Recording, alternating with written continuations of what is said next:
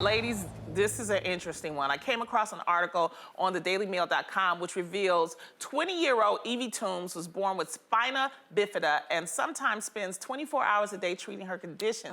Well, last month, Evie won a lawsuit. She won it that she filed against Dr. Philip Mitchell over his failure to advise her mother to take vital supplements before getting pregnant. Now, in her lawsuit, she claimed that if the doctor had told her mother she needed to take folic acid supplements to minimize the risk of spina bifida affecting her baby, she would have put off getting pregnant. And as a result, she could have conceived a healthy child. So, ladies, do you agree with the judgment? Is the doctor at fault in this case? Ooh, this one is so complicated and complex. I've never heard of someone wanting to sue saying I shouldn't have been born. Like, that's really heavy. You know what I mean? And I understand because she goes through so much with having spinal bifida. So much pain that at times I'm sure she doesn't want to be born, but you're born for a reason. Everybody's here for a reason, and maybe you can use this to help someone else.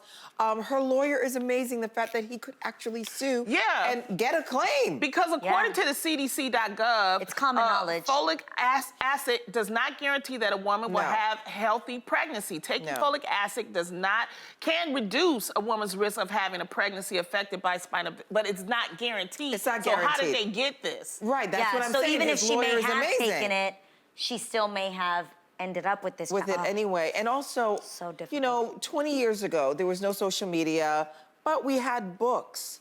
How to, you know, what to expect when you're expecting. So she could have read books and seen what, you know, what the prenatal vitamins that you want to take. I don't know if it's the doctor's fault, Did your doctor advise you when you were pregnant on taking things? Oh, absolutely. You know, prenatal vitamins, the minute you find out, but I was doing infertility, so I had been doing a lot of things to get my body ready anyway over the years. It took us 5 years off and on to finally get pregnant. But I don't believe it's the doctor's fault. No, I don't think, you know? I'm afraid because after 20 years you're suing a doctor, this is going to make a lot of doctors feel differently. Yes, it's going to open up a lot more cases like this. Yeah, this gets really complicated because obviously we know so many people who have had really challenging life stories. And I've never seen any of them win cases like this. Like whether, I mean, we're going to keep it real, we're going to keep it real. Crack babies, parents of rape victims, you know, who are like, why was I here? Why was I born of rape? I mean, this becomes, like you just said, it's so complex. So I am curious to see what happens from here and what people begin to ask for lawsuits for. I'm pretty sure they're going to appeal this case. I think that's what's going to happen. Yeah, it's going to start a precedent that nobody's ever seen.